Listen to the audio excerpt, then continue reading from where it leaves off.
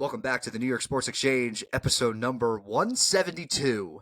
And playoffs are in full swing. What a start to the NHL playoffs. What a start to the NBA playoffs. What are you thinking so far? Knicks tied at 1.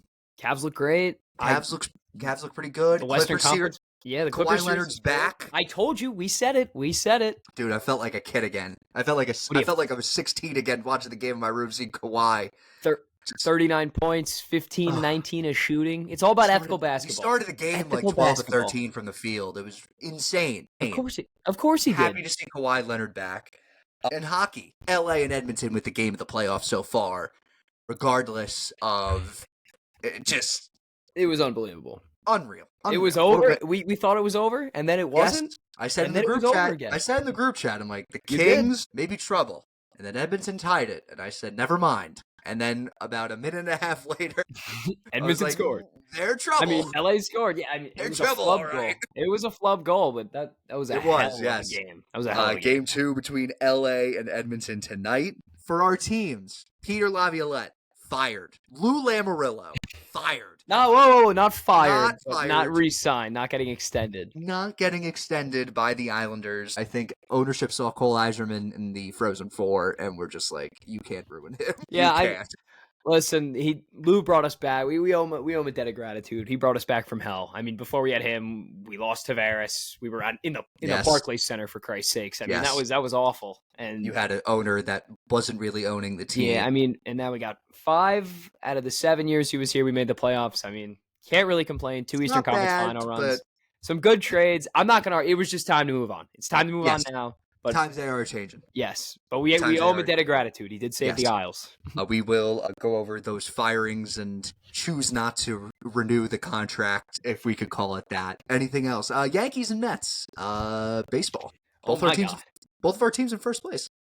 Mets are tied for first place in best record in baseball. It wouldn't sound like the Yankees are in first place after the past 2 games, but right now the Mets or Yankees are playing. Jesse Winker double.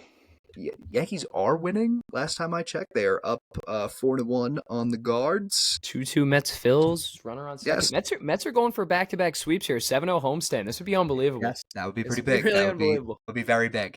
Okay, so let's just dive right into it. What do we want? Let's start with the NBA. Let's talk about the Knicks. Knicks tied at 2-2 at 1 apiece against the Detroit Pistons. You got to stop Cade.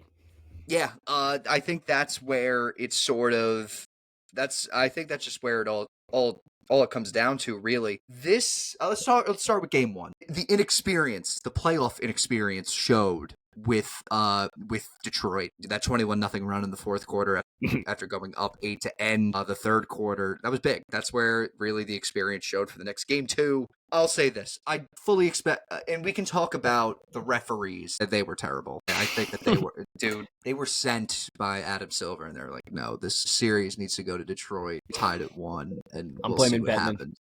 Yeah, I'm blaming Silver. Blame Bettman. It's always Bettman's fault. There were some. Mike Breen said it too in the MSG broadcast. It was like the players are known for letting stuff go, and they are letting stuff go. But there's a line between physicality and just like straight up fouling.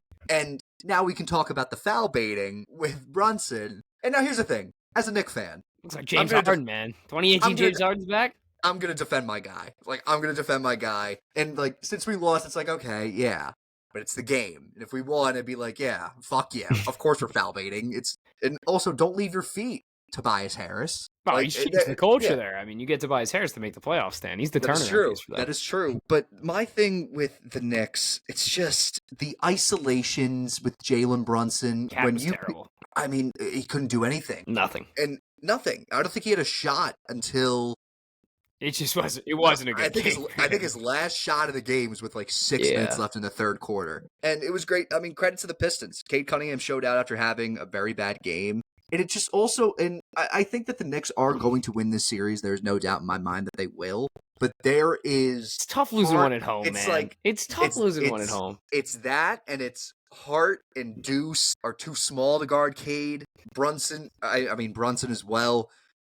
And then OG, it's like as soon as there's a screen set by someone, he's having difficulty getting through screens, and it's not. It might not be as easy as you think.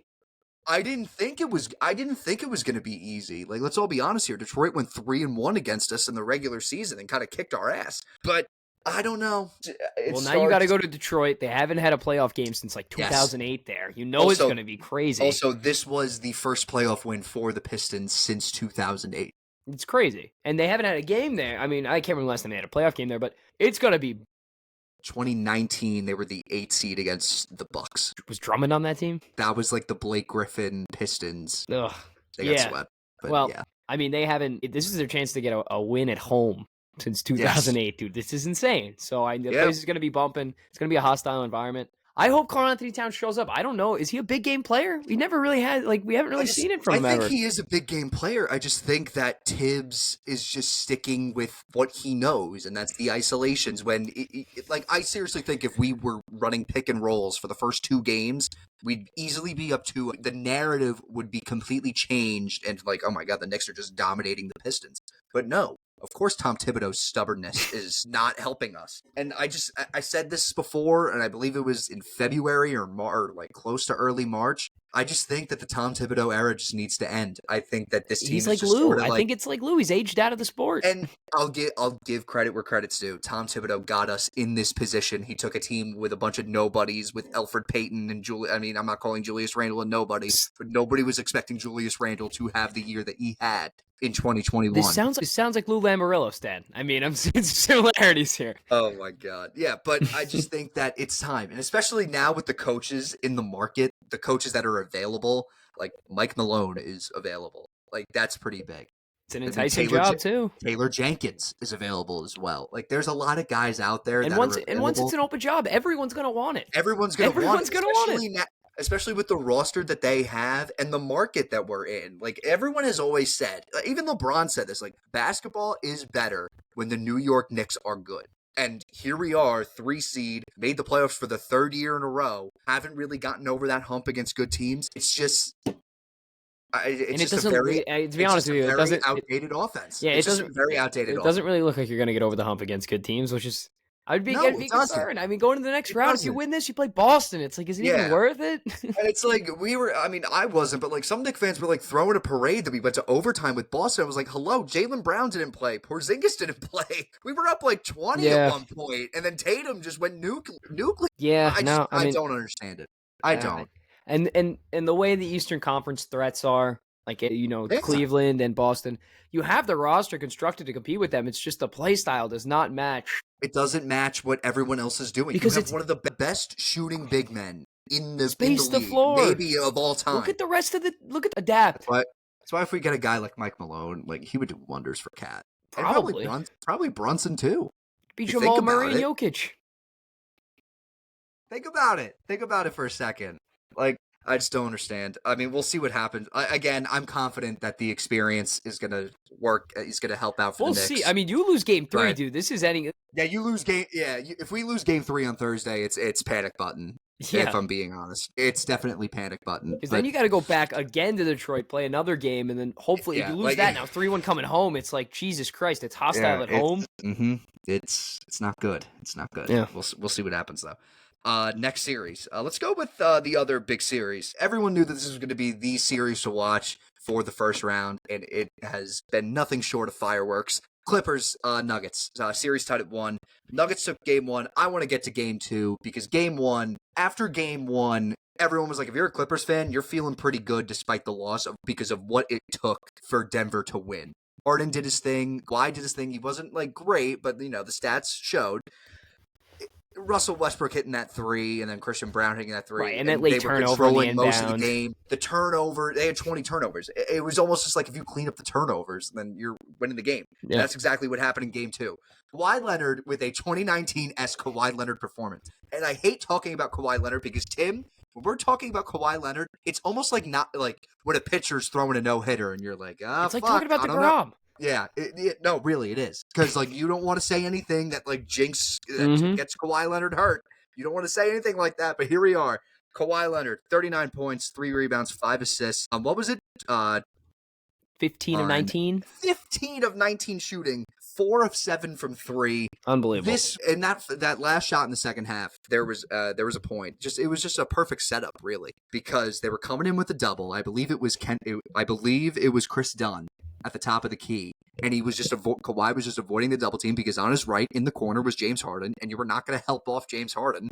You knew you were going to have a one-on-one shot. So and he hit it, and then the defense was incredible. There was a point where Jokic kind of threw it up there, threw like a lob pass in the threw like a lob pass to I forget who it was, who was there to steal it, the Claw. It was just a prime Claw Kawhi game. Made me feel like I was 16 years old watching him beat the Warriors by himself with the Raptors. Colin Cowherd said Incredible. this, and I'm gonna say it too. He is a less athletic Michael Jordan with bigger hands. I mean, he is just unbelievable defensively. His mid-range game is probably the best in the league. I know we give DeRozan some the most props because obviously he is unbelievable from the mid-range. Yeah. But I'm taking Kawhi's over anyone's. He doesn't miss from that elbow jumper. He gets there every single time. Yeah. I think Bill Simmons said it best. It's like he has the second best what if career. Number one is clearly Bill Walton. Second best what if career is Kawhi Leonard, not T-Mac.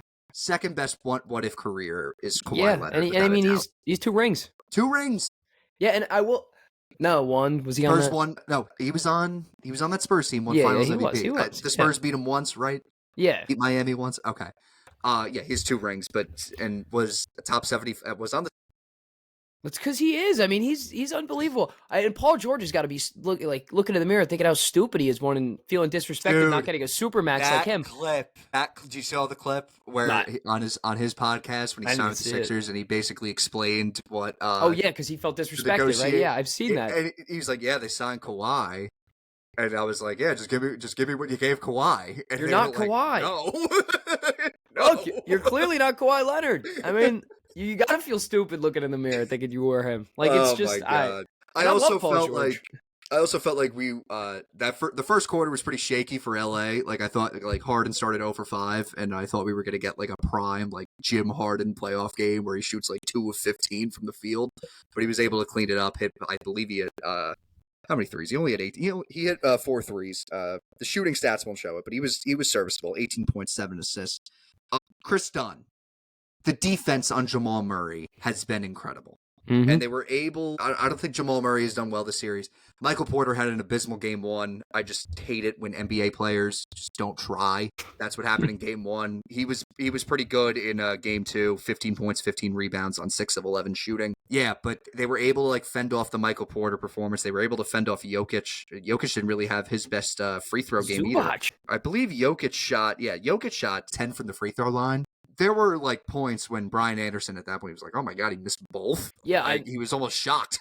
I'm gonna say it to him. Give us some props. We said it going into the playoffs. This Clippers team is a real threat to anybody in the Western Conference. And I'll be honest with you, I'm not gonna say they're better than the Thunder, and I'm not even gonna say they might be close. But they can give them a run. I said Clippers late. I mean, sorry. I still think the Thunder are going to win win the West. But I will say that the winner of a possible Thunder-Clippers matchup will win the West and probably will win the finals. But I will say, though, if we do end up with somehow, some way, if we get a Clippers-Lakers conference final, never met in the playoffs before. It'd be crazy. They've never met in the playoffs in both existences of the franchise. Cavs, Celtics, Clippers, Lakers. I mean, that'd be nuts. That'd be awesome. That'd be great. Game 2 is tomorrow. The fact that it's on NBA TV is disgusting. Just annoying. Horrible. It's like watching baseball on Apple TV. It's disgusting. It's horrible. Let's take a look. Let's get the other series out of the way. We said before that we didn't really... actually, no, sorry. T-Wolves, Lakers. I apologize. Lakers get a big win last night. Jab for jab with these two. Yes, it felt... The 17... What was it? They hit 23s or something? In the first game? In the first game, yeah, that's 20... not. You can't do that the whole series. You can't. You can't do that. A bunch of them were wide open. But I will say though, if Minnesota's hit, there was a point where I saw the highlights of the game. Minnesota consistently hits their threes. You think to yourself, wow, this team could win 70 something. Yeah, well, in the regular season. The Lakers, how is this team a 7? The Lakers' philosophy in Game 1 was to make Anthony Edwards a playmaker, and they were just collapsing in the lane and forcing him to pass it out and making them hit shots. And they hit all those shots because they were wide open. Obviously, they adjusted in Game 2, but. They clearly adjusted in Game 2 and had 0 assists. Exactly. 0 assists. And I think that just shows the brilliance of J.J. Redick. I mean, a first-year coach doing this kind of thing. There was a prime JJ moment where there was like an out of bounds play. I don't know. Something wasn't right. And he was fucking losing his mind. Call a timeout. He ran out into the court. He was like, Jesus Christ! What the fuck are we doing? And I was like, oh my God. It's the energy he brings. I needed that. I just needed that JJ Redick energy, especially with such a late game. Yeah, especially with such a late game and watching an 11 p.m. puck drop for a playoff hockey game, which was disgusting, and we'll get to that. 11-10 last night? Are you kidding me? Horrible. Surprisingly, who's done well? Julius Randle, 27 points on 9 of 17 shooting. Kind of was like the only guy. And honestly, I feel like they're not worried about Randle. I feel like they're just letting Randle get his. It felt like with this game, now this could be the difference between a 23-year-old Anthony Edwards and let's say like a 27, 28-year-old Anthony Edwards. Like, they were just like, okay, we still home court advantage. Everything else here is just gravy until we go back to Minnesota. But wait like 5 years and Anthony Edwards could possibly just be like, dude, we could go up. If we go up 0-2, it's over. Mm-hmm. Like, if we go up 0-2, it's over. I didn't really feel that because like the bench guys got into foul trouble. You know, DiVincenzo, Naz Reid only had. They felt content with just getting one, which I get. It's okay.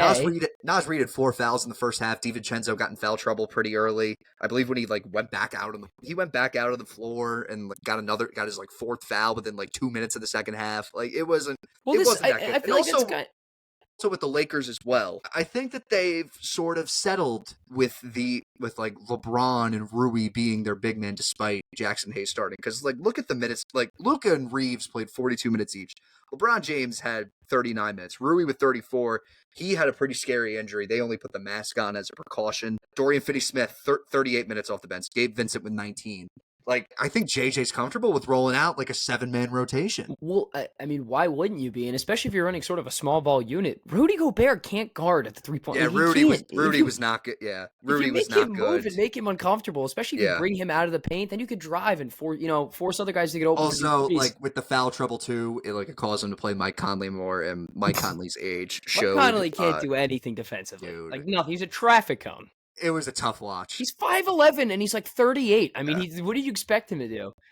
It was a tough watch. But now we go back to Minnesota. Series tied. Should be pretty interesting. Yeah, but I feel like this might go 7. It could, but I'm not scared of Minnesota at all from a Lakers fan. There's this feeling of like almost just like contentness with being like, oh, we were good. Like, not really getting over that hump. I know Anthony Edwards is like it seems like a real hard-nosed, I want to win kind of guy, but I don't get that whole feeling from the roster. I don't know. Maybe it's just Julius Randle. I never really got that feeling from him when he was in New York, but we'll see. All right. Let's go to the next one. Golden State taking on the Houston Rockets. I can't believe they won that game. I am not surprised that they won that game. They were losing for most of the first half. It was who? Golden State? Yeah, game 1. No. I'm sorry. I'm just talking about first quarter. I only saw the first quarter was Houston came out flying in the first quarter. Yeah, Houston was winning, and then the second quarter kind of just said it all. I just don't think that this Houston team's good. I just don't. I don't. They have to get hot. They got to get hot. They got to get crafty. I do think they win game 2. I'll say that. I think that Houston will win game 2 tonight. I just think that, they'll get used to it. They don't have like a bucket getter, like. They need a guy that's like, okay, let me just take over for. Because Jalen Green's not that guy, and Sengun can't move. So, like, I mean, what are you going to give him the free throw jumper? I like the Draymond Sengun matchup. I just don't understand. Like, do you need Jabari Smith to make like 11 threes? I mean, I'm not really even sure what the game plan is. And Jabari Smith has had a great season. I'll give him credit where credit's due. He did not have a good game. Actually, no, he did have is that Jabari Smith? Yes, it is. He did have a pretty good game. 11-6. It was actually perfect. Perfect shooting from the field. I apologize. Yeah, but Amen wasn't really that good. I mean, they're young though. I mean, this is the first game of the series. They're kind of set. I don't think the Warriors could get away with doing this in future rounds, though. That's my issue. No, the Warriors stink, dude. Are we really even going to talk about them going anyways? I think like Podziemski didn't really move me. He shot 5 of 13. Has he ever moved you? No, there was like 1 week where I'm like, okay, maybe they have a guy like that. Like I just don't like the big men issue. Like you can't be rolling Draymond as your big man. Like Quentin Post. Like this isn't 2016. They've been doing this big man small ball lineup. You could say he's a stretch 5. I could just say he's a stretch. Like that. That's really stretch of an NBA player. He's just a stretch. Like he's not a big. Like you could put Kevon Looney out there, but he's not going to do much. Like really, just the stars are winning them the games. Like Steph Curry, 31 points. Probably made one of the most absurd contested threes I think I've ever seen. Like, and I was just like, as soon as he threw that out there, No, like as soon as he threw it up there, I'm like, this shit's going in. And then Jimmy Butler did his thing: 25 points, 7 rebounds, 6 assists. That's why they got him. He's a bucket getter. That's kind of he's a bucket getter. Yeah, the Warriors have a bucket getter. Houston does not. Although I do think that what do you call it? I do think Houston wins tonight. I just think that once it goes back to Golden State, it's going to be if Golden State goes up 2-0. Oh my god, and they go home back to the Bay. And they go home, it's over. That series would be over. But yeah, I don't know. The Rockets need a bucket getter, and there is someone available, in my opinion. Like, what if they do get a guy like that? No, Kevin Durant would ruin. I think Devin Booker would be the move to make. That's such a maybe that feels like kind of giving up early on Booker though. He's still kind of young. Speaking of the Stephen A. Smith comments, saying that Matt Ishbia is the worst owner in NBA history. Like, we know what Donald Sterling did. Yeah, I mean, let's just. Steichen, the old owner of the Cavs, is the man responsible for the Cavs dynasty in the 80s. Like, there's a rule named after him. Like, he literally just said to the Lakers, okay, here's all my first-round picks. Here you go. And then they end, like, here's Magic Johnson. Here's James Worthy. Like, go for it.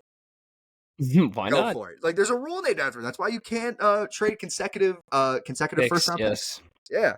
Like, worst owner. Every time like, I play 2K. Like the New Orleans Jazz, I believe it was I forget what it is, the New Orleans Jazz guy. Like, fans wanted him out like so bad that they just like moved. Like they were just like, fans were just like, please leave, get out. I mean, Stephen A. just speaks from just the heart. I mean, it's not like anything. He's just saying things. Matt Ishbia, I'll give him like the dude like puts his balls to the wall and like he has balls to make a move. I just think that like he saw the name Kevin Durant and it was within like his first like couple months of being an owner. He saw the name Kevin Durant and saw that he was available and he was Woody like, Johnson. Right, let's do it. Yeah, he pulled a Woody. But he'll be fine. Let's look at Bucks Pacers. Are we surprised that they're up 2-0?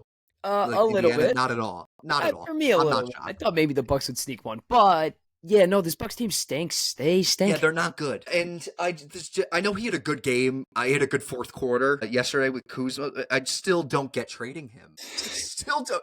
And who you traded to is even more ridiculous. Like the fact that you traded a franchise guy like Middleton, the fact that you traded a pretty good prospect in AJ Johnson. I don't understand it. They took a swing and a miss. And now look, if the Wizards win the lottery, like, I think they have a pretty good setup. Yeah, well, I mean, with Sarr and Johnson and Koulibaly and Flagg, they got a lot. Imagine, well, yeah, obviously, the Zards. I mean, they'd be like them in San Antonio. Would be the future of the NBA, obviously. Yeah, like that'd be pretty great. It'd be pretty great. Imagine like basketball back in Washington though. Okay, yeah. Who cares? Bring back the Bullets while we're at it. They might as well rebrand. I mean, this team is a joke. Nobody beats the Wiz. Will the Hornets ever turn it around? That's kind of the big question. They are cursed. I think if they drafted Cooper Flagg, like they still would stink. And because but the fans will still be there. Those fans show up because like they're all just a bunch. Got nothing else to do. Yeah, they got nothing else. They're all Duke fans, and plus, I think he'd be very happy that he would stay in North Carolina. He loves it there, even though he just didn't declare. Speaking of Duke, all of our scholarship players that didn't declare for the draft are returning. There you go. Big news. So we have 3 roster spots open, hopefully for some Porter guys. That would be awesome. And also, we're playing Michigan in Washington, D.C. in February. So that would big news for Duke. Be interesting. Yes. Bigger news if you're a Pacers fan. Halliburton voted most overrated player in the league by the players poll. Wally Szczerbiak, ahead of his time. He was very ahead of his time. Telling Halliburton to want to be All-Star. I just think that the Bucks, and I said this to Tim before, Game 3. Yeah, let's just say like Game 3, Giannis drops like 42, 20, and like 8 assists. Would you think the Bucks win that game? like maybe, and then is it a guarantee? Is it a guarantee that right? The Bucks and that's the problem, right? And that's the problem. Right? It's not. That's the issue. And I know that Dame's back, but like still, he needs to like get used to be like he hasn't played since like, a human being again. I mean. Yeah, really. Yeah, but 4-13 from the field. It was his first game back, so you'll give him the benefit of the doubt on that. Oof. They're not going to figure it out. I don't think so. I don't think so either. I think the Pacers take them down here. I just think that the depth is too much. Real quick, Tim, we'll get to your Cavs. They're up 1-0 on the Heat. They will be playing. They'll be playing today, as will the Boston Celtics. Jason Tatum is doubtful with a wrist injury. He didn't really look that good. And then you saw you saw the clip of when he fell, and Joe Mazzulla was like literally just like get up! Yeah, he waved the trainer off. Waved the trainer off and everything. I mean, tell him he's overreacting. Dude, Missoula's... He's funny. Yeah, well, because he's nuts. He's a nut job. Yeah, that's why he's funny.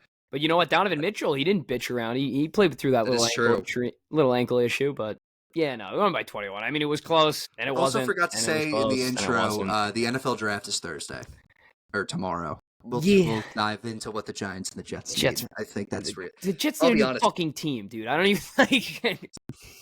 They pick up Garrett Wilson at Sauce Gardner's 5th-year options. Great. They'll win like 6 games this year. Grizzlies Thunder. I think Bill Simmons. I believe it was either Ryan Russillo or Bill Simmons, one or the other. He said basically, if you lose by 51 in game 1, I think they should just give you were automatically down 2-0. Yeah. There's no need for a game 2. There's no need for a game 3 or 4 at this point. And Chet's supposedly maybe coming back. So Chet's been back. Oh yeah, you're right. What am I saying? He has been back. Yeah. Chet's been back. He had 5 blocks. I know. Last night. And then, other than that, I think that's all. The Magic Celtics tonight, as let's watch Cavs. That. Yeah, maybe I'll tune in. I think the big one that everyone's watching really is Warriors Rockets, which is that's gonna be awesome. I can't wait. I'll have the Cavs get on the background. They'll be like 15, then it'll be 6, then 15, then 6, then 15, then 21. That is true. But let's just recap all the games that have happened so far for the NHL. Not so far, but the most recent ones in each series, if that makes sense. Yes, because that'd be easier for me to edit as well. So let's start with the first series. Blues Jets. They take down. This one was actually game 1 was pretty scary.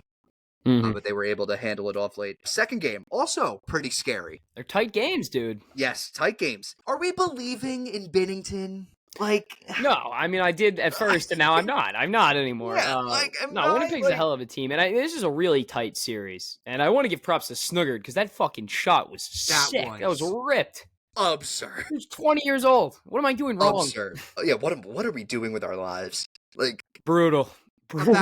I'm back working at the Norrichon Swim Club, and Jimmy Snuggard. So how do you say it? Snuggard.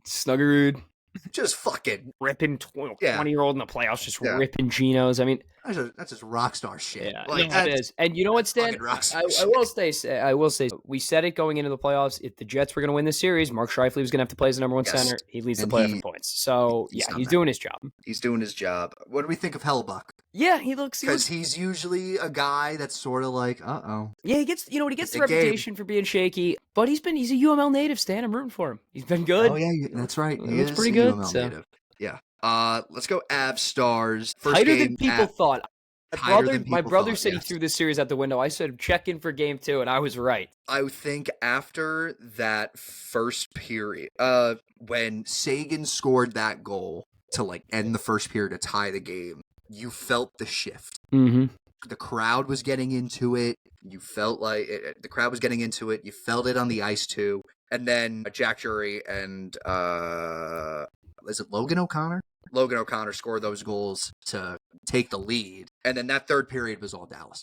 That third period was all Dallas. Dadanov with the goal. Overtime, there was some Ex-Ranger. Yeah, Colin Blackwell, ex-Ranger. Yeah, happy for that to happen. Good for Colin Blackwell. Yeah. What do you think? If you're an Avs fan, how do you feel going into Game 3 tonight? I feel great. You took one in Dallas. It's exactly what you need to do. But do you feel the shift though? I think Dallas is. Momentum is on.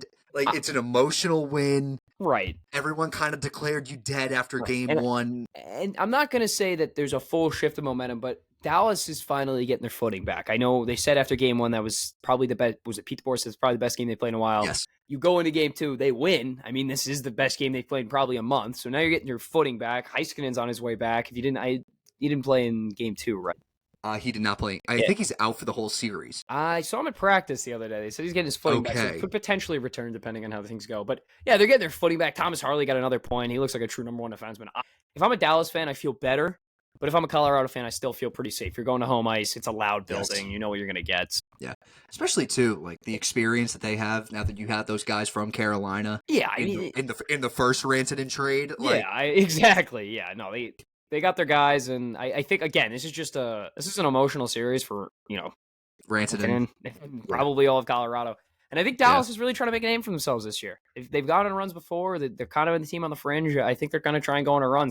Yeah. See what happens. All right. Next series, Hurricanes, Devils. Hurricanes are up 2-0. I feel man. terrible for Devils Markstrom. stink. I Yeah, I feel know. so Was it bad 46 saves in the first one?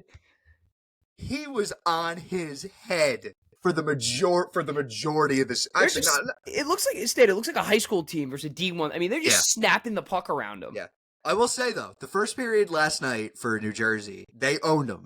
They owned him the whole way. Do you know what? You got to win 3 periods, Stan. You got to win 3 periods. But you got to win 3 periods. I said in the group chat, literally, for those that don't know, there's like a betting group chat amongst me, Tim, and all of Tim's brother's friends. And it's literally just, we all rode Canes -1.5. I was like, Devils look pretty good right now. Like, fuck. Had to take an empty net goal for them to cover, but happy nonetheless. Money's money. Going to the Rock on Friday night? Yes, it is. This might be a sweep, man. It's gonna be a sweep. It's not like fun hockey to watch. And if you're a Devils fan, this is a shell of your team. You're missing top guys. It's like I wouldn't even want to watch. They're not even competing. No. Maple Leafs Senators. Toronto took care of business in game 1. Game 2. That game should have been 4-0, and it should have been like that's. I had the 60-minute money line for Toronto, and it did not go well. Did not go well. That second period, I feel like once Tkachuk scored that power play goal in the second period, again it shifted all the way back to Ottawa, and then Gaudette with the goal, and then it goes to overtime, and you're like, oh fuck. And then they showed a stat. I think it was like once they go up 1-0 in a series, they lose the next game, and then it was like, oh fuck, here we go. Like I think Domi did the job. Tied Max. Domi. That's Max Domi, ties his dad. Max Domi, that was a sick goal, man. Nice move. Moved through 2 defensemen, just ripped it. But I just think this is just a matter of Ottawa being outclassed. We said that if they're going to win this series, they're going to have to be physical and nasty. They have been, and it's worked to a degree, but it's just it's a skill gap here. The depth that Toronto has and the star power they have, they're just not. I mean, it's hard to compete. Yeah. Austin Matthews only has 3 points. I believe all of them are assists. Yeah, I don't think he's put one in yet. He'll get going. If you're winning games, does it really matter? Yeah, that is true. But you would like to see your right. Obviously, a factor. If it becomes a problem, then it's like all right. But if the other guys are stepping up, the thing is, it reminds me of Team USA just a little bit. Yeah, a little bit. Well, yeah. But the thing is, you got. Mitch Marner's been pretty much a superstar himself this year. So. Mitch has been pretty great. Yeah. Toronto will play Ottawa tomorrow. Mm-hmm. It's a pick'em. It goes back to Ottawa. It's the first time Ottawa's had a home playoff game since they made the playoffs in like 2017. I think. The year they went to the conference finals. Yeah. Lost to the Penguins. Yes. Mm-hmm. All right, let's go to the next series. Minnesota, Vegas. Tied at 1. This has been a pretty entertaining series for everyone picking a sweep. Yeah. Game 1, it was first period went tied. Then it was all Vegas. It was helped out. The puck line gods helped me out with an empty net goal with a point with a tenth of a second left. That was pretty awesome. Yeah, but game 2, Kirill Kaprizov was on his fucking head. Mm-hmm. Insane pass to Matthew Boldy for the first goal. Just to start the game, and Boldy with a nice tuck. He muscled his way in there. Yeah. Boldy had a pretty nice breakaway itself. 3 points for Krill the Thrill. He's back. Is this something to keep an eye on going back to Minnesota? Yeah, I mean, Krill honestly is one of the most underrated players in the league. He is absolutely unbelievable. He said when he's on his game, he's like a top 5 player in the league. Yeah, absolutely. Going back to Minnesota, yeah, it's gonna be pretty much a buzz fest in Minnesota. It's the state of hockey. That being said, they get outshot 32-17. I didn't think Aiden Hill had a very good game last night. They got to him early in the first period. There's a couple flubs, so I like the confidence. I'm happy where this is going if you're a Minnesota fan, but bring yourself down to reality. Let's focus in. You got to win game 3. You win game 3, you're looking good. You lose game 3, I don't know how this comes. I don't know how this ends for you. Yes. All right, next series. Pretty entertaining game. I also had the 60-minute money line for this game, and it was a Hall of Fame choke. Capitals take down the Canadiens 3-2 in overtime. The Great 8 has done it again. Alexander Ovechkin left him wide open in front of the net. About 9. You see that picture? That's like one guy. That's like one guy. Yeah, did you see that picture? It was like all the Canadians defense here. It's about 900 goals right here and just like wide open. Yeah. Unreal. Ovechkin with 2 goals, former Islander. Shout out you. Actually, Ovechkin had 3 points. He had a secondary assist on the Beauvillier goal. Tito. That third period was shaky. Like pretty shaky. They're frauds. I've been trying to tell you this. Like they're not like. I agree. Yeah, but I yeah. just felt like No, I know. I just listen. A miracle run for Ovi, I think it's going to gas itself 2-9. Yeah, they might get out of the series, but I think they make it out of the series. But if they match up with Carolina, they're going to get blown out of the water. Yeah. Cole Caulfield, Nick Suzuki. The star stepped up for Montreal. And again, Montembeau in the first period was on his head. And they're young. Like, I mean, he was pretty good. This season's a success for Montreal. Dude, I don't think you expect anything more than this. Marty St. Louis as a head coach, like if that guy was my coach, I'd run through a fucking wall for him. He might take the Rangers job now. Who knows? We'll get to the Rangers job as well. And then game of the playoffs so far. LA takes down Edmonton 6-5. LA was up 4-0. They had Edmonton dead to rights. It eventually was 5-1 at one point, if I'm not mistaken. Oh, correct? Yeah. Yes, it was 5-2. Corey Perry, Zach Hyman, Connor McDavid. Boom, boom, boom. Just like High that. game. 2 empty net goals, too. They scored 2 with the goalie pulled. They had a chance. And you turn it over to the blue line, and a flub goes in the other way. I mean, that just shows me how crazy it is. It blows my mind how Edmonton has this roster and will never, ever have a, elite, manageable. I'll even say manageable goaltending. It's been a problem for it seems like a decade now. And I thought McDavid played a great game. What do you have? 4 points. McDavid was awesome. He was awesome. But like I said, Stan, LA stuck to their game. They played a gritty and a gritty first, a gritty second period. Yeah, they lost a little bit in the third. They got to regain that, but.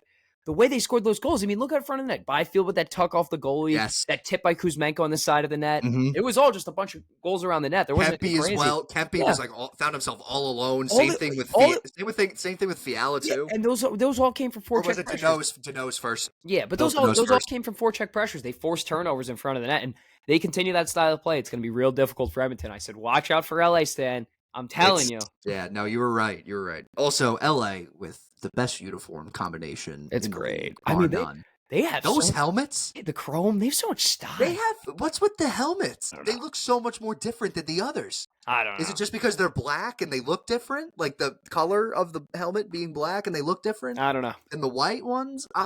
Looks nice. Looks very nice. Are the Kings back? They might be. Is this LA's league again? Yeah, we'll see how they do tonight. They'll be playing tonight as well at 10. Yeah, and you McDavid's going to get some revenge tonight. I know he had 4 last night. According to some sources, McDavid and Draisaitl were on the same line at practice today. Oh, yeah. I am never last year when they were both averaging like 35 minutes ice time a night. Yeah, I think we're going to see something similar. Yep. And then last play on that fucking line though. Holy shit! Last but not least, for anyone. Yeah, really. I'll take the over. It's at 5.5. The fact that it's even at 5.5 is insane. With those two on the line? Yep. There was 5 goals, fucking 5 goals scored in the third. Yeah. Unreal. And last but not least, a smacking by the defending Stanley Cup champion Florida Panthers, taking down the Lightning 6-2. Showed out. Matthew Tkachuk's back, people. I don't think the Lightning were ready. I don't think they were. I don't think they were. It felt like a culture shock. Bassey did not have a good game. Did not. And it just felt like Florida came out as soon as Bennett had that tip in, which was fucking absurd. Yeah, to start the game. I mean, that's just a way to start it. But instead, they've had fucking $40 million up in the press box for 3 weeks. They've been getting good rest. Those legs are fresh. Those legs are fresh. And they get Ekblad back game 3. So yes, they do. This is. I mean, as a Tampa Bay Lightning win the whole thing future holder, as is Tim. It's scary. Well, I'm actually a pool that I got Florida for my Yeah. Pool, so either way, you win out of this. Yeah. But I think with that, I think with the Bennett goal, kind of set the tone, and then Gensel got that goal in the power play, and then he just kind of. And then for those 7 minutes, where it was like, okay, we're gonna go with the first period tied, it's a new game, whatever. Sam Reinhart out of nowhere. Yeah, and not a first period to watch if you're a Buffalo Sabre fan. I'll say that. Obviously not. I mean, no other team. Every Sabre's been look at O'Reilly and all of them. But I will say, I mean, it felt like a point this was going to be a good hockey game, especially after that Gensel goal. It was kind of like, all right, this is going to be good. Here we go. And Florida just took off running. And I think once the wheels fell off, it was kind of like, all right, this is over. We're just going to give up game one. When Tkachuk scored that goal to make it 3-1, the one that they reviewed, and it just sparked the debate of okay, what actually is goaltender interference? No one knows. No one knows. Toronto. Yeah, that's what Toronto makes. Yeah, Toronto makes that call. And then as soon as the fucking power play, and for those that don't know, if you get a challenge wrong, you immediately go on the penalty kill. So Florida gets another power play, and then Matthew Tkachuk I don't know how you get that wide open. I don't know. It's just mental lapse.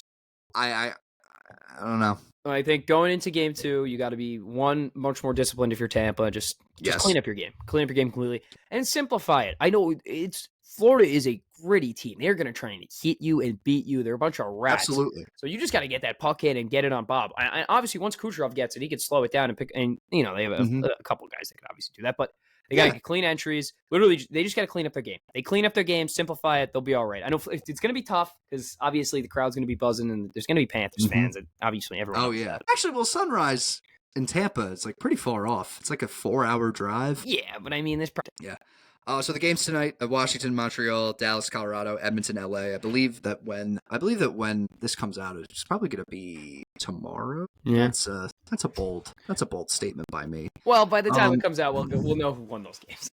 Yeah, we will know who won those games. Sticking with hockey, Tim, Lou Lamoriello fired. Yeah, a lot of things actually going on today. So they cut the radio broadcast too for the Isles. So the King are, I know, a little shocking. It's serious? Yeah, they're trying to save some money. I get it. I mean, not really. Damn. Yeah, it's a little annoying. I get it, new they're going for a new overhaul. I understand it. Lou, again, thank you. Now moving on, I don't know what the direction is. It's real early. I don't even know if Wah has a job. They're still doing evaluation, so there's a lot. There's a lot that's going to go on, and I think as time goes on, obviously we'll know more. But for now, I think you just process that this team is going to go through not a complete overhaul, but I think we're going to see a much different roster going into the season next year. There's a lot of guys that aren't going to get re-signed. There's a lot of players that might get traded with a new GM coming in. They're going to want their own team. So I think we might see something different on Long Island next year. I think they're going to be a much faster team. I think if you can, if you bring in a good GM, especially in this, this upcoming free agency. I mean, Mitch Marner's a free agent. They can make a splash. They got Rangers as well. Rangers fired Pete Laviolette. The writing was on the wall. Writing was on the wall in February, dude. Especially after like the comment where he was like, "Yeah, no, I'm not talking to him." He's like, I don't even go into the locker room after games. Yeah, I was like, "Fuck." Like, damn. At that point, it was just a job. At that point, you're just showing up just for the check. There's really, how do I put this? And now Emily Kaplan put out a report basically saying that we're putting on like a New York Jet-esque search, just interviewing everyone. The head coaching search includes John Tortorella, disaster. That would be a disaster. Joel Quenneville, disaster. Mm-hmm. Absolutely a disaster. Jay Woodcroft, disaster. That would be already a bad list. Yeah. David Carl. That's the one you want. Yes. Is that the only one you want on the list? That's the only guy. Dude, I literally tweeted out. Cronin's now available. You want him? Yeah, there's Billsman's available as well, but that would also be a disaster. Yeah, I put out on Twitter. It's like, here's my power rankings of the head coaches that I want for the Rangers, and it's David Carl. Like, that's it. Throw some money at him. You got a shot. That's it. Yeah, he's got a shot. Along in that list is assistant coach Michael Pekka. Wouldn't be that Isles terrible. Isles legend Michael Pekka. Jay Leach as well. Yeah. Where's he at? Is he an assistant? Don't know where he is right now. I don't know if he's an AHL coach. I don't know. Also, as well, if they are available, Vancouver Canucks head coach Rick Tocchet. That would be a disaster. Jay Leach is currently an assistant for the Boston Bruins. No. Yeah, I mean, and Penguins head coach Mike Sullivan, if he is available, which also it's not bad. We'll see. I think again, you're gonna have to take some time. I think after the Stanley Cup final and everything's processed, this is gonna be a lengthy process. It's just the beginning. And also, this kind of sounds like this isn't gonna be like the past first years that we've had with head coaches, like with Gallant and with Laviolette, where we go to the conference finals and have a real shot to win the Stanley Cup. I really think this is going to be a very lengthy rebuild. I wouldn't say lengthy rebuild. I would say you're more of in like what's like an LA Kings phase, honestly. Like where the Kings were, you still have the guys that you had. They made it to those cups. They were still a competitive team, and you're kind of getting back into that spot. There's a lot of pieces that need. the contracts, like they just don't make sense. Like for the production, for the value, they don't. And they need really. someone that could bring that out of them. I think Lafreniere needs to take a huge jump next year. Either you keep Zibanejad or you get rid of him. But if you keep him, he has to produce at, what is his contract? 8? What was it? 7.5? Whatever it is. I think it was 8. I think it was 8, 7.5. I could be wrong. And then I'm pulling that out of my ass. What? Unfortunately. I mean, just whatever it is, he's got to perform at that level. And is Kreider still on the team in the offseason? I don't know. I don't think so. He scored that goal last game of the year against Tampa, and Will Cooley took the puck out of the net and gave it to him. I think the writing's on the wall there for him. I think honestly, Stan, the Isles and the Rangers are in very similar spots right now. I think they're both kind of I just think that things are going to be a lot more worse. Heavy retool is the word I like to use. Not a rebuild, but a retool. Yeah. I don't know. But things have to get worse before they get better.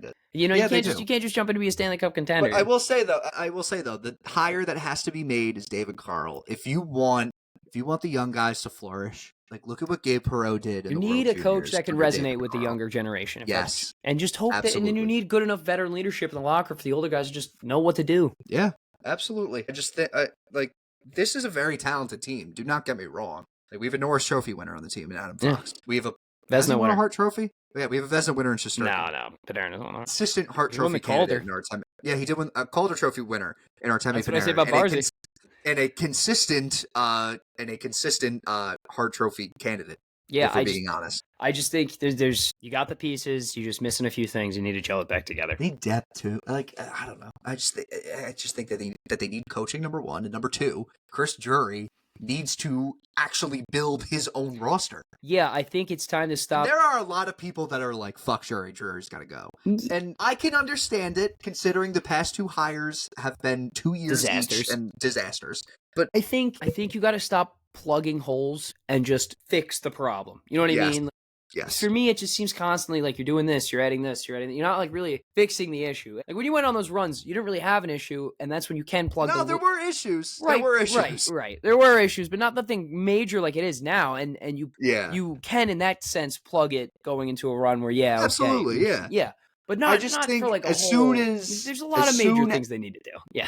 As soon as we put Gaudreau on waivers, that's when it's a culture. You need a culture change in New York. It just doesn't feel like, I don't know, the Rangers don't feel like an attractive place to play. Maybe it's just from a fan's perspective at this point. But if you're a player and you're hearing all this, it just doesn't seem like somewhere you really want to go. It doesn't sound good. Yeah, it doesn't sound good at all, really. So who knows? I just need a competitive team on the ice. Just give me David Carl. David Carl, number 1, David Carl. Number 2, David Carl. Number 3, David Carl. And the Yzer plan. Let the Yzer plan just work itself. I mean, that's who on Detroit was basically we thought we'd make the playoffs. But I guess Dylan Larkin, their captain. Yeah. Oh my God. Yzerman might be out the door, dude. A lot of people are like, "Listen, we've given you a lot of time to get this figured out." He hasn't really done much with that team. It's pretty bad over there, which is kind of absurd. All right, moving on to the draft.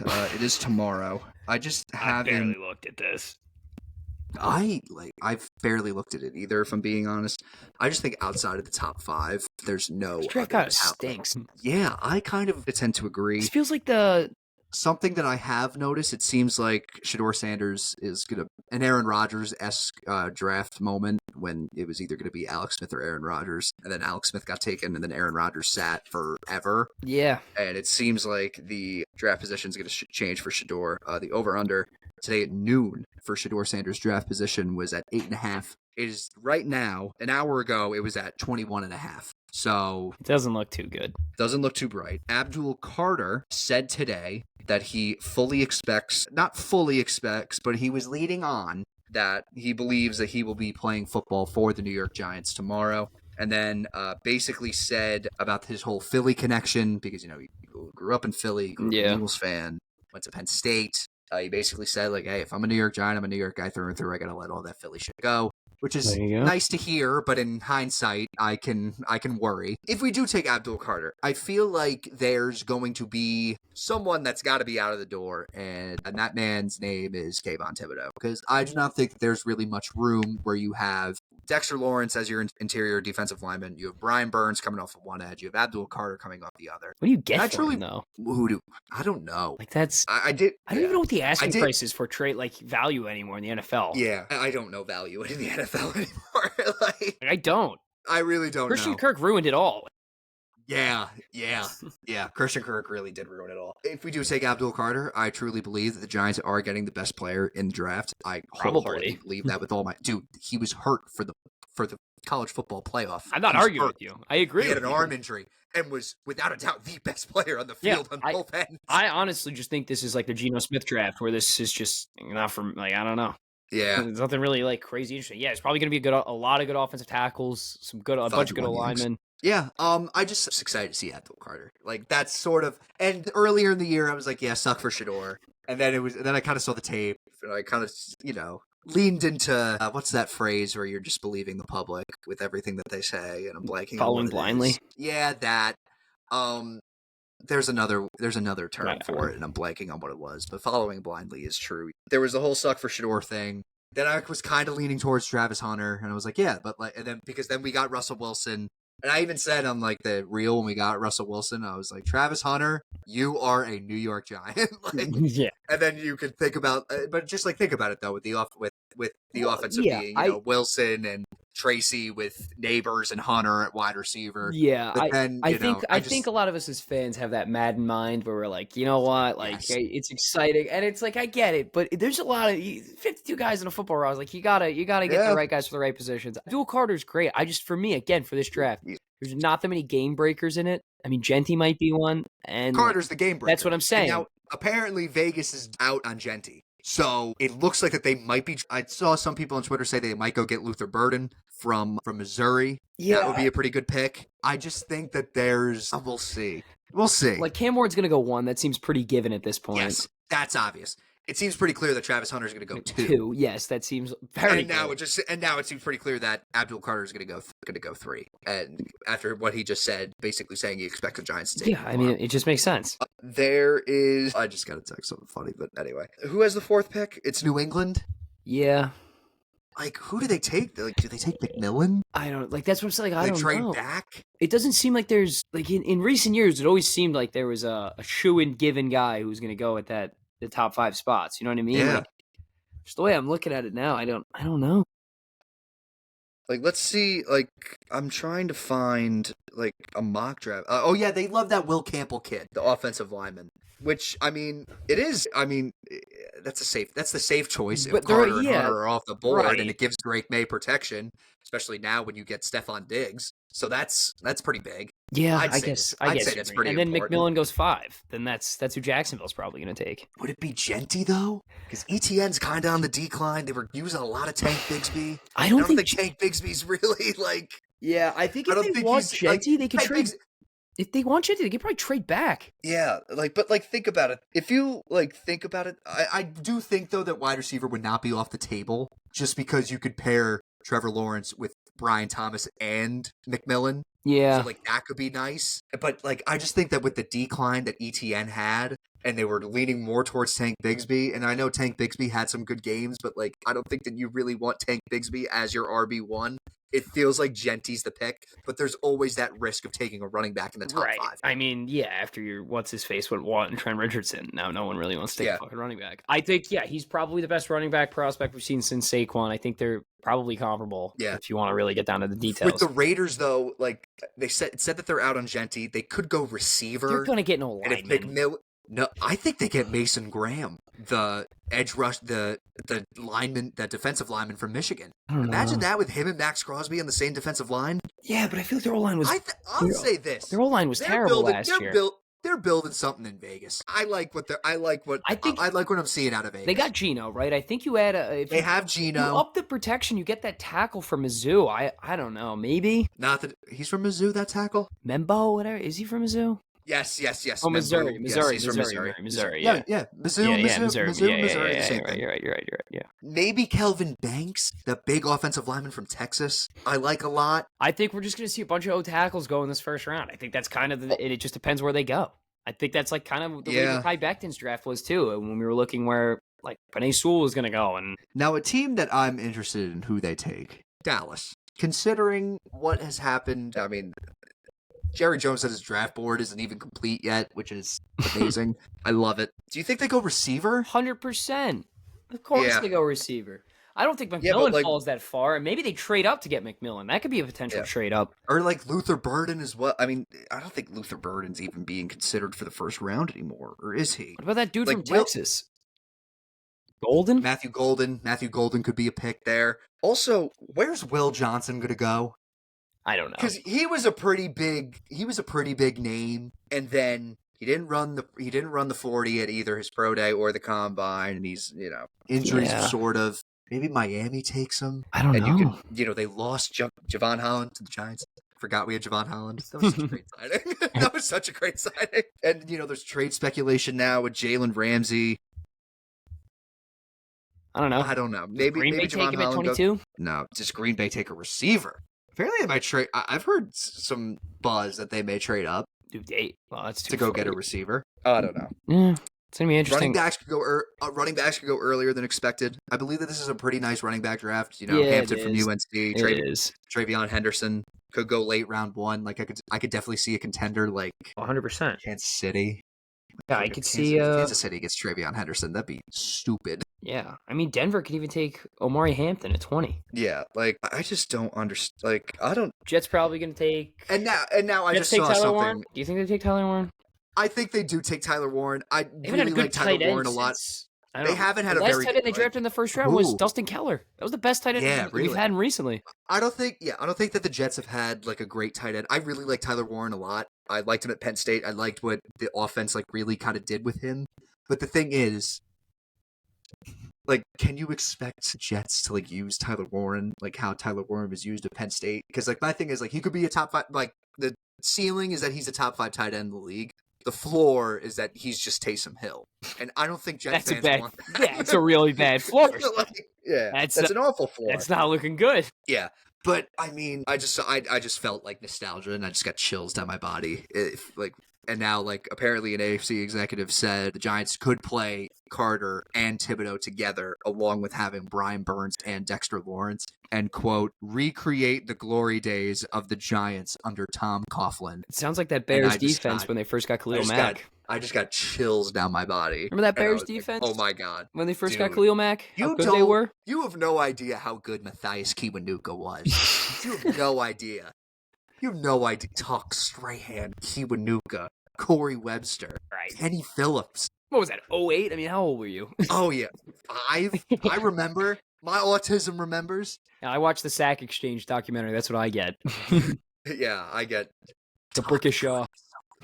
Antro Roll. I don't know. I mean, Stan, we're again in the tuck and roll. We're in the dark days for both of our teams. I don't know. I mean, things are looking bright. We have a quarterback, and like I love how people were like shitting on me with Russell Wilson, but like, hey, I had to deal with Tommy DeVito and Drew Lock and Daniel Jones. I don't even know if I have I don't know what I have. You have Justin Fields. Yeah, it would be interesting. You have that Ohio State connection. That's pretty big. I'll give you that. Yeah. Fields to Wilson may be fun. He's gonna get killed, dude. The O-line stinks. They lost half the O-line in New England, and the O-line was terrible last year. I don't even know what the hell they're gonna put on the product. He's gonna get killed. Oh my God. Oh my God. Tyrod's gonna be the starter by week 3, and they're both gonna get hurt. When do you think the announcement of when the schedule is gonna be released is gonna happen? Like, I don't know. It usually happens like around this time of year. We're coming up on it. I think it's after the draft, isn't it? Usually, like, yeah, it's probably early May. Yeah, probably like week and a half after the draft. Yeah, I'll be excited. We'll see. I'll be excited. I'm not excited. I can't be excited for the Jets. Yeah, that's true. But I can be excited about my team. Oh yeah, you. It's just been 14. I can be excited. yeah, exactly. Let's skip baseball just because we've been running for an hour. No, we'll snap it off real quick. Mets and Yankees have been killing it. They both are killing it. Yankees not so much as of late. I mean, we did win 6 straight at some point.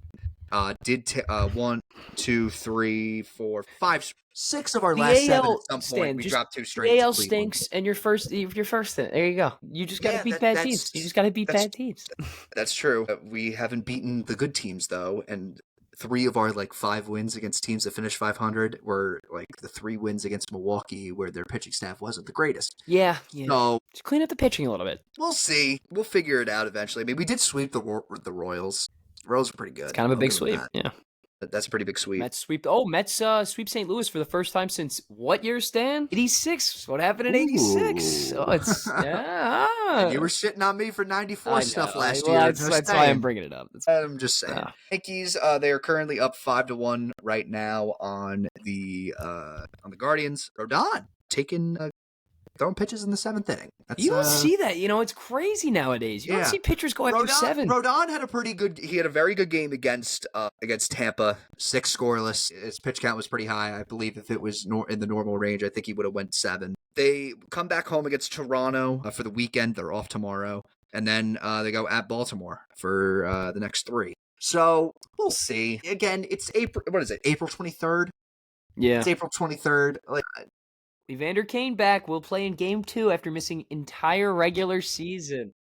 That is why they're on the same line. Evander Kane's taking his spot. There it is. There it is. Yeah, but the Yankees look all right. I mean, the first 2 games. Fried looks good. Fried looks very good. Dude, that guy with the fucking no-hitter, we have to talk about this. Switch it in the book. Yeah. I mean, was it going to be a hit? I don't think it was going to be a hit. They fudged the book for everyone's no-hitter. Remember Nohan? I mean, there was 4 balls ripped off the glove. But my thing with that is, I don't think they would have gotten him because Simpson's faster than the speed of light. Yeah. But at the same time, though, there was a play where Fried did tag out Simpson, run down the first base line. So there's that. But what I just don't like about it is, you made a decision, stick with it. Yeah, you can't go back and switch. You can't go back and switch. Yeah, you can't go back. But they give you a pencil later. with no eraser when you're doing the book. Yes, absolutely. But Fried looks great. Yeah. Now just imagine if we had Garrett Cole. Now you want to talk about looking great? The Mets fucking rotation. Mets look good. Mets look good. Kodai Senga is 3-1 with a .79 ERA, so he has been fantastic. Absolutely. Taylor McGill. I mean, this guy's got a 1.03, and Peterson had 10 strikeouts last game. He pitched pretty well today, leaving up 2. But I don't know. They look good. They're hitting, and Soto's not even getting going yet. That's the good thing. That's what I was just gonna say. Yeah. Soto doesn't really. Yeah, and think of the pitching, dude. We don't even have Manaea back yet. Montas could be a plug-in guy. Because look, I mean, you could say all you want about Montas, but look at fucking Griffin Canning this year. I mean, he was almost unserviceable last year. Now he's going 5 innings, pretty good pitch count. So yeah, we'll see. The Mets look. Now I want to ask you this real quick before we move on. Yes. Tristan McKenzie got cut by the Guardians. I don't know where he's. The Yankees. I think there's 3 teams that I think are kind of. I think it's Yankees, Mets, Dodgers. I think that's kind of where we're at now. Out of those 3, I think in the bias, I mean, they all have good pitching labs. I know. Absolutely. I will say the Dodgers. I'll give them their props. They're fucking fantastic. They fixed Kopech. I mean, they fixed. They fixed everyone. I think. Honestly, those 3 teams that he goes to, if he goes to all those 3 teams. He'll do wonders with either of those That's teams. what I'm saying. If he goes anywhere else, I don't know, because I think he needs elbow surgery. I know 2 years ago, Cleveland kind of dubbed that. Yeah, he needs elbow surgery. He wanted to get the surgery. They said no, and Cleveland was like, no, you can wait this out. Yeah. And then he's looked terrible. Because they didn't want to pay him right after, because it's so look what happens, poor management. But he's a big man. I mean, he had sub 2.5 ERA at one point, Stan. That's That's one of the best pitching prospects in the sport. That's what I'm saying. You fix him, you're good to go. And I loved him. I always loved his 12-6 motion and his fastball. So we'll see. Yeah, I think wouldn't be bad. It'd be better than fucking Cookie Carrasco. Well, there you go. I think that's moral of the story. When is he gonna go? When is this sticks around, dude? He just sticks around. When is it? Cleveland literally had him throw out the first pitch in game 1. Or it was either game 1 of the ALDS or game 1 of the wild card series, and they were basically just saying all right, it's over. We can play this. I don't know. We'll see. I mean, you got to fill it and plug that hole. But I can't believe they cut McKenzie, man. I can't believe they cut McKenzie. Yeah. No. I kind of saw it coming. Let me just check the Yankee score one more time before we do what I saw. Still 5-1. End of the 7th inning. Got him. Nice. Did they? No, he was safe. That was a sick throw by Sanger. Rodon, 8 strikeouts through 7 innings. Does Torrens? Only 4. No, because I like Austin Wells, but there's that point. And plus, we had too many catchers at the time. Yeah, but how do you give Torrens a shot? I mean, this guy's unbelievable. He's been great. Do you want Alvarez back? That's this conversation was had over the weekend. Yeah. It was sort of I was like, oh my God, why don't you want Francisco Alvarez back? Because it's back? If it ain't broke, don't fix it. I mean, the defensive factor that Torrens brings versus he throws everyone out. He just throws everyone out. And and he can hit too. He hits in clutch spots. He did the other night. The RBI he did yesterday. So we'll see. Yeah. We'll see. All right. Moving on to what I saw. Tim, what do you got? I had my high school hockey alumni game this weekend. So I heard it was a barn burner. it was great. There was actually a handful of people there. A couple parents were there, spouses. It was people from like 09 graduates, 07, some 10s, some 14s. It was pretty cool. I had 4 points. I would bar down on Aiden. It's pretty nice, buddy. Aiden. Yes, I did hear about that. Yeah, it was just fun. It was a fun day. It's always a fun time. It was the second time that we've done that since I've graduated. So hopefully get it going again next year. But yeah, that was New good. Tradition, very nice. What I saw, I mentioned it before, but Duke, a rarity in college basketball now. All of your players that did not declare for the draft that are on, although technically Malawatch hasn't declared for the draft yet, but I think that will be coming soon. All of our scholarship players that did not declare for the draft will be returning, a rarity in college basketball. That's great. Yeah. Isaiah Evans coming back, Darren Harris coming back, Malik Brown, easily our best defensive center. He's coming back. And Patrick Gumba, who had some productive minutes in both the ACC tournament and the NCAA tournament. He'll be coming back as well. What else is there? There's the game against Michigan in D.C. St. John's. St. John's is the number one transfer portal class in the country right now. They get Ian Jackson. They get Dylan Mitchell. Here comes St. John's, man. They might repeat in the Big East again. I don't know. There's just like next up, we'll Rutgers. see, but absolutely not. Ace Bailey and Dylan Harper both declared. Yes, Rutgers football, baby. Yeah, there's a difference when you're like a media darling, and that's exactly what Rutgers was. Like they were ranked 25th in the preseason poll, and I was like, absolutely not. But Rutgers football, that's different. Yeah, that is that's hard nosed. That's hard nosed. That's real smash mouth. That's the term. My next one I saw, Rip to the Pope. Pope Francis passed away. Stroke then cardiac arrest. Tough. Then we're on Pope watch now. I have not watched the Conclave. What's it a watch? It's a closed. No, there's a movie. It's a movie called The Conclave. But Oscar-nominated film. What do you mean? You can't get a camera in there. What are you just gonna film? No, I'm gonna watch the movie with Stanley Tucci and all. Yeah, apparently it was like pretty good. I didn't see it either. I'll be honest. I did not hear about The Conclave when that movie was being released. Now all of a sudden it's like I watched Conclave. I know what was going on. All right. Well, now does this spark speculation? Is this maybe an assassination attempt to get the movie headline? I'm kidding. Oh my god! Yeah, it already came out last year. I know. I've never heard of it. Yeah, but I'm interested. Didn't they make a two popes thing? They did not make it. No, they did not make a two popes thing. There was two popes alive. Yeah, they made they make a documentary about that. Yes, because there's the old resigned. The Pope I know. before yes, I just didn't know if they resigned. I know. I think they made a documentary about it. That's what I was asking. Yes, they did. There were two popes alive at the same time. I know, which is a rarity. Yes, which is a rarity. They usually don't resign. They just die. They just die, and that's it. I looked at the perks. Before I think they get it's like 30. Was it 35,000 a month they get of like spending? It's crazy. I looked it up. It's like what's it called? An allowance, of like 35.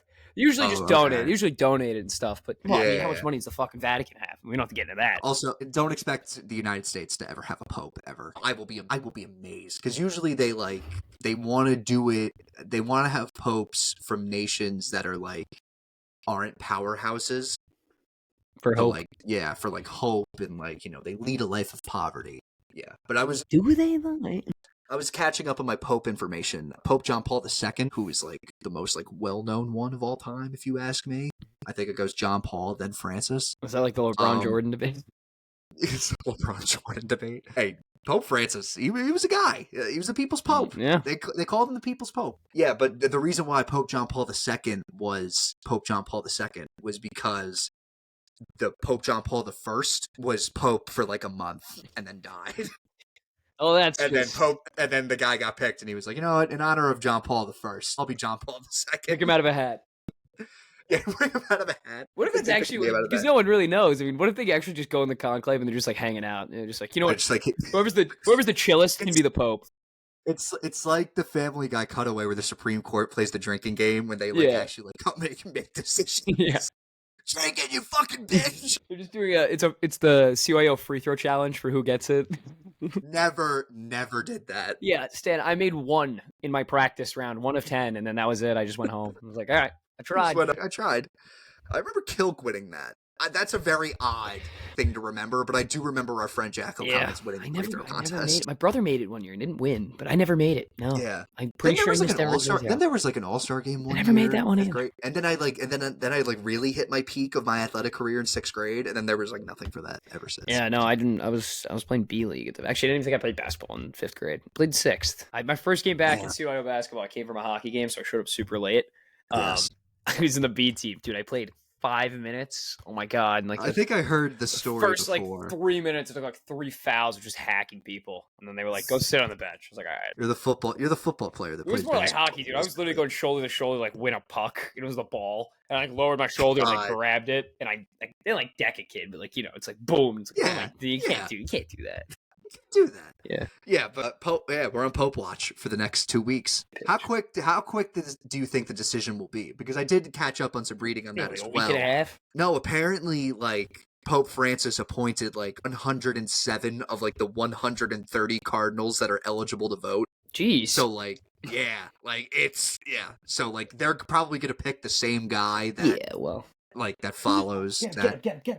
Got him. Hold on, Stan. Got him. They got him! What a throw by Soto! Let's go! Oh my gosh! Oh my god! Sorry to cut the Pope talk. I know that's kind of hurt the ego a little bit. Yeah, that kind of. Wow. I was like, here I am with like this information. It's like, sorry.